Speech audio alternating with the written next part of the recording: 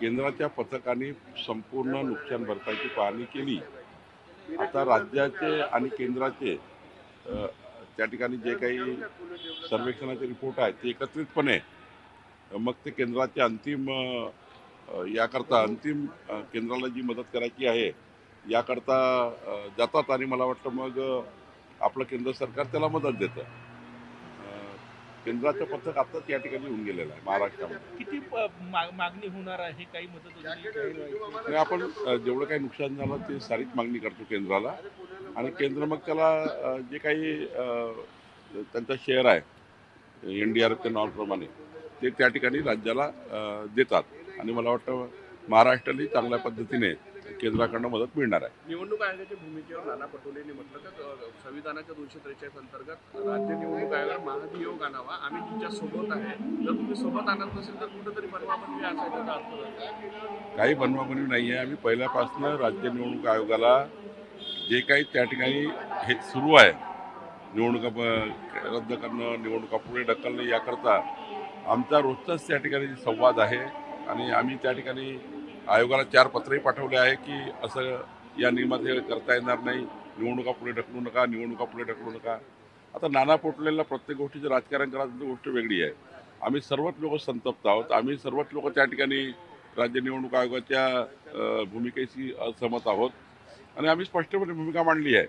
ही त्या ठिकाणी एक पत्र देऊन मांडलेली आहे आणि त्यामुळं यामध्ये सर्वपक्षीय लोकांचं, सर्वपक्षीय उमेदवाराचं तातडीनं मतमोजणी करणे, त्या ठिकाणी निवडणुका पुढे ढकलू नका, या सर्व बाबीची आमची सहमती आहे। आता पुढे बघू काय करता येईल, पण निश्चितपणे निवडणूक आयोगाची भूमिका ही चुकीची होती। त्यांनी निवडणुका पुढे ढकलल्या नव्हत्या पाहिजे, त्या ढकलल्या आहे। सर, सुरुवातीला नुकसान भरपाईची जेव्हा तुम्ही पंचनामे सुरू केले तेव्हा सरकारकडनं अशी माहिती देण्यात आली की प्रस्ताव पाठवलेला आहे म्हणून, आता सरकार पाठवते प्रस्ताव, तो त्यानंतर केंद्रीय पथक येतं ते अंतिम करतं। शेवटी लोकसभेच्या उत्तरामध्ये हे आलं असेल की अंतिम मदत जी असतं त्याचा जो काही फायनल गोषवारा असतो तो गोषवारा प्रॉपर त्या ठिकाणी गेला म्हणजे प्रॉपर ठिकाणी अजून दोघांचे राज्य सरकार केंद्र सरकारचा अजून जो ताळमेळ आहे तो ताळमेळ बसवून त्या ठिकाणी अंतिम मदतीला गेला नसेल किंवा अंतिम करायला गेला नसेल। आज एवढंच आहे की दोघाही आमचं आणि केंद्राचं पाहणी झालेली आहे। मागच्या वेळी तुम्ही बघितलं असाल नगरमध्ये, अहिल्यानगरमध्ये सर्वकडे केंद्रीय पथक गेलं, रात्री उशिरापर्यंत केंद्रीय पथक फिरलं, त्यामुळं दोघांची ताळमेळ करून अंतिम प्रस्ताव तो आता मदतीकरता जाईल। कामठीच्या निवडणूक प्रक्रियेमध्ये गोंधळ झालेला आणि त्यामुळे ही निवडणूक रद्द करावी अशी याचिका न्यायालयात करण्यात आलेली आहे। नाही, त्याला काही तुमचा प्रत्येकाचा अधिकार आहे याचिका करणे, न्यायालयात जाणे, मग कोर्टाचा जो काही निकाल येईल तो सर्वांना मान्य आहे। आमची त्यात काही ना नाही, जर चुकीचं झालं असेल तर कोर्ट निर्णय घेईल।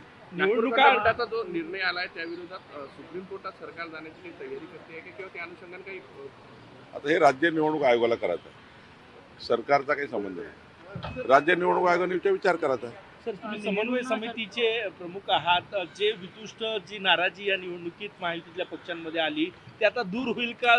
पूर्वीसारख्या गुन्ह्यागोविंदाने तिन्ही पक्ष असतील का? काय राज्यातल्या महायुतीवर या निवडणुकीचा काहीही फरक पडणार नाही। राज्याची महायुती एकसंघपणे, आमचा NDA हा भक्कम आहे, मजबूत आहे आणि या लोकल निवडणुकीचे कुठलेही पडसाद राज्याच्या महायुतीच्या आमच्या समन्वयावर पडणार नाही। आज रवींद्र चव्हाण यांनी 2 तारीख म्हटले होते उभारायची होती, नेहरूंना सरकारी खर्चातून बाबरी उभारायची होती, मात्र ही योजना वल्लभभाई पटेल यांनी आज 2 तारखेचा अल्टिमेटम दिला होता रवींद्र चव्हाण यांनी की 2 पर्यंत स्थानिक निवडणुकीच्या संबंधाने तो अल्टिमेटम होता की आमची इथे महायुती टिकवायची की नाही टिकवायची, स्थानिक निवडणुकीचा तो विषय होता। स्थानिक निवडला ते महायुती राहील की नाही राहील 2 तारखेला निर्णय घेऊ, म्हणजे तिथे लोकल महायुती पुन्हा मेंटेन करायची की नाही त्या नगरपालिकेत, त्या नगरपंचायतमध्ये, त्याबद्दलचा संदर्भ होता। राज्याच्या महायुतीला काही संबंध नाही। आज अधिवेशनाचा कालावधी बैठक आहे, सल्ला कामगार काय वाटतं? 2 आठवडे अधिवेशन चालावं अशी 2 आठवडे तर राहतच साधारणतः, काहीची मागणी 3 आठवडे आहे, पण 2 आठवडे साधारणतः कार्यक्रम तयार होतोच। मला वाटतं आज अंतिम होईल।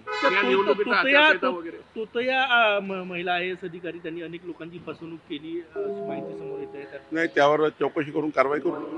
थँक्यू।